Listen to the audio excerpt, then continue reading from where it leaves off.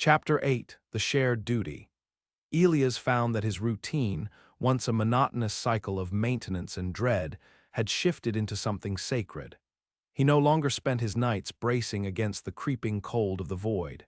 He spent them in the company of the light.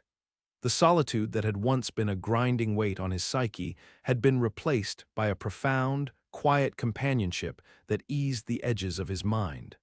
They worked in a silent choreography. Elias would oil the gears and polish the glass, while the entity maintained the core of the radiance.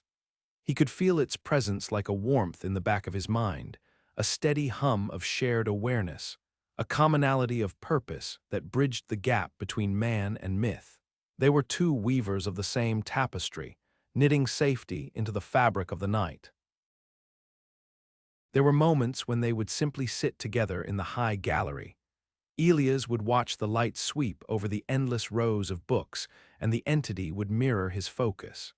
In those moments, the loneliness of the lighthouse vanished. He wasn't a keeper of a tomb, he was a guardian of a flame, and he wasn't alone in his duty. The symbiotic bond was subtle but unbreakable.